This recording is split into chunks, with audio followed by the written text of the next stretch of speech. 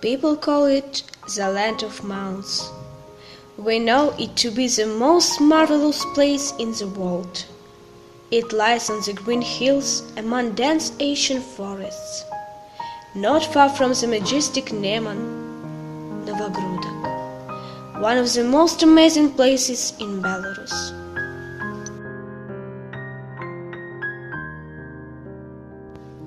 It started its history in 1044, when the town was a residence of noblemen of the Grand Duchy of Lithuania, and at the time when other Belarusian towns had never been mentioned in chronicles, Novogródok was considered to be a large center of trade and crafts. Today we can see evidence of these events. Ruins of the castle complex surrounded with massive moats and the Church of the Transfiguration. This unique church is also known as the White Far. Look, what a wonderful view! Today we invite you on a breathtaking excursion to one of the most graceful and beautiful Catholic churches in Novogródok district.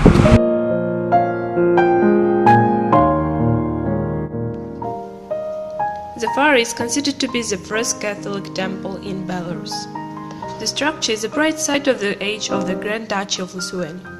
The church was constructed in 1395 by order of Great Prince Vytautas. He founded the church on the site of a former pagan temple.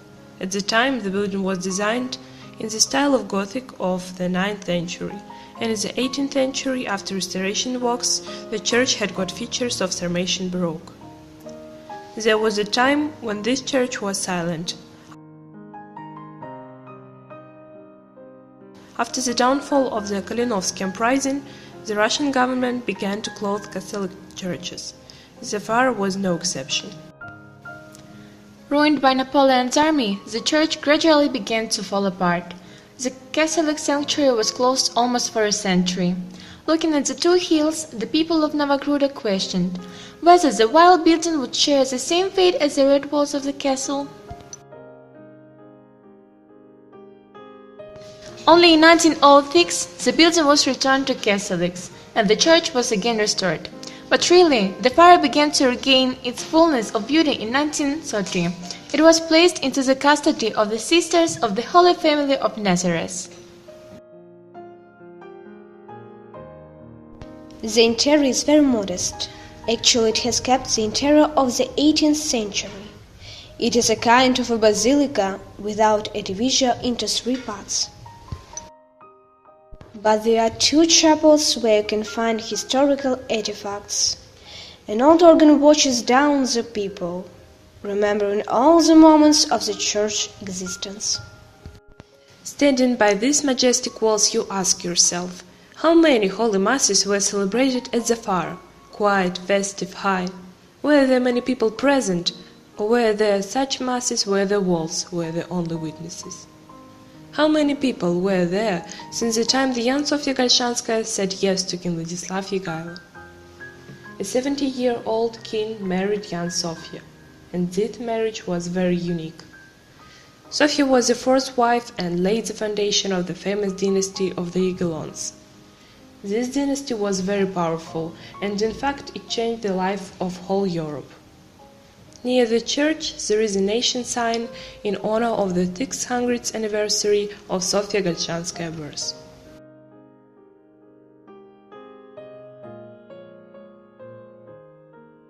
How many masses were celebrated since the 12th of February 1799, when the priest poured water on the head of the newly born son of Barbara and Nikolai Mickiewicz and said, "I baptize you," and gave him the name Adam.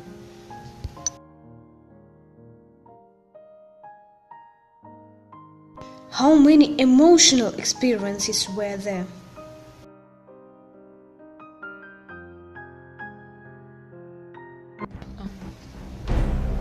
Perhaps the most emotional and the bloodiest page of the church was written by the Great Patriotic War.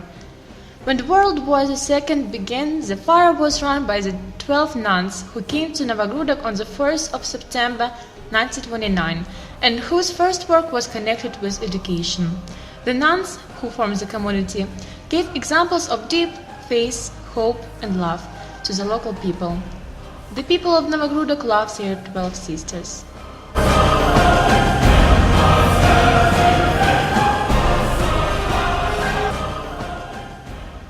The fascist terror in Novogrudok began in 1942 with the extermination of the town's Jewish population. When the special Gestapo units arrived in Baranovichi, terror against the civilians in the town and the whole district increased.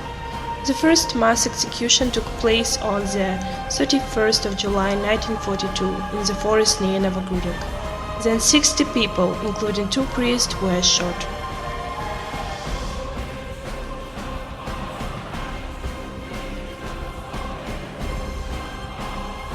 The next wave of terror happened on the night of the 17th, 18th of July when 120 people were arrested to be executed.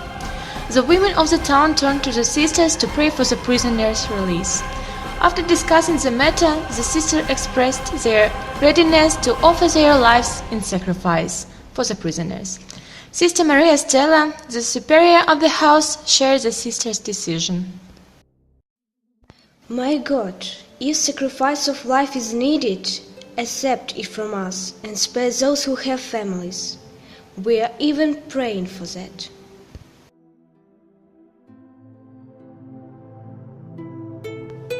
The sisters were ready to die to save civilians, and the Gestapo agreed.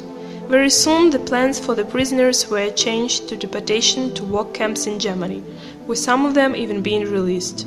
All those who were transported survived the war. Practically at once, on the 31st of July 1943, Sister Maria Stella and the other nuns were asked to come to Gabit's office located in the building of the former voivodeship office at 7:30 p.m.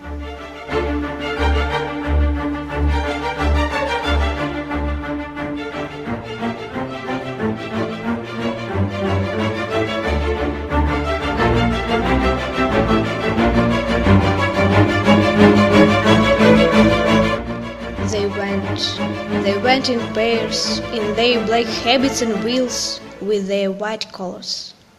Sisters Stella, Imelda, Raimunda, Daniela, Canuta, Sergia, Guindona, Felicita, Hilodora, Canizia, and Boromir. 11.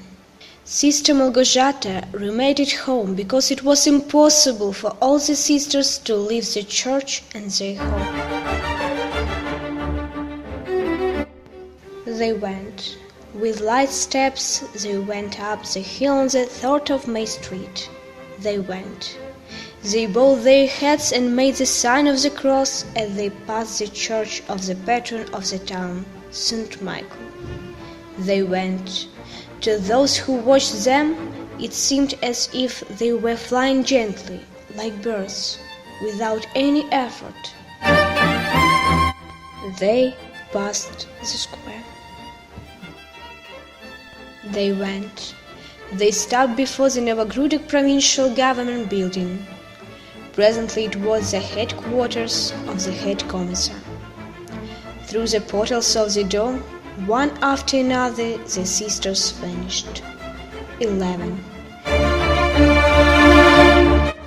They were led to the basement, which hadn't been used for a long time.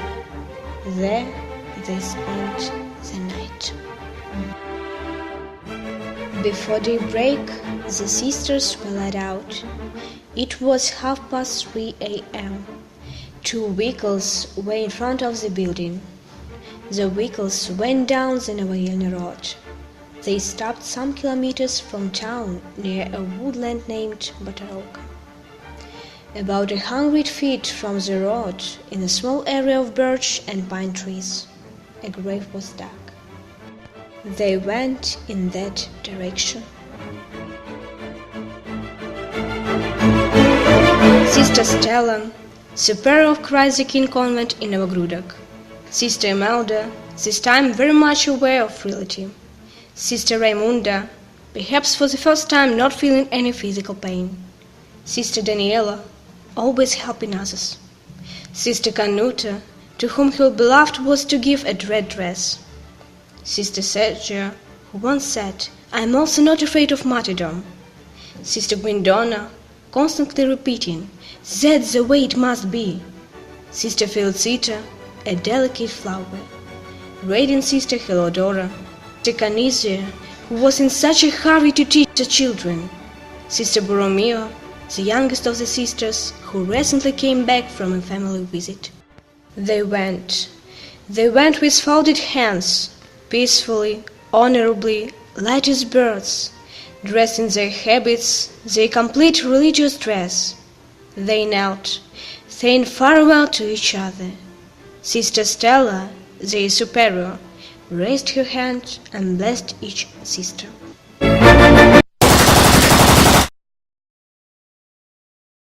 Sometime later, in March 1945, the remains of the 11 sisters were exhumed, brought to the fire and buried in the churchyard. In 1991, once again, the sisters' remains were exhumed, and this time they were placed into a sarcophagus which now rests in the side chapel in the church.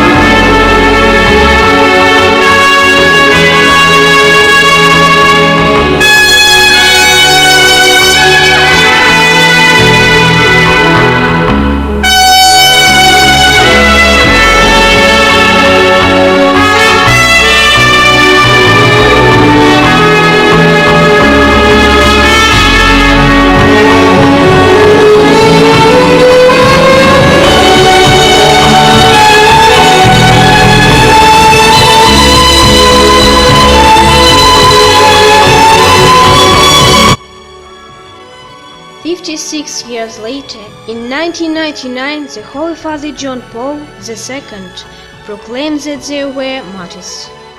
On the 5th of March 2000, he beatified 11 sisters of the Holy Family of Netis, martyrs from Novogrudok in Rome.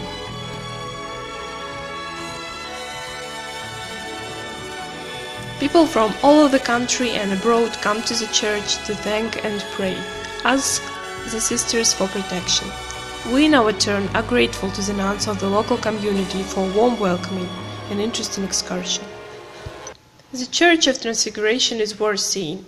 Each Belarusian should visit it by all means to feel our history, to commemorate our heritage. Liz Buськo, Polina Stanchik and Daria Gorev, especially for the contest. Welcome to the Grodno region.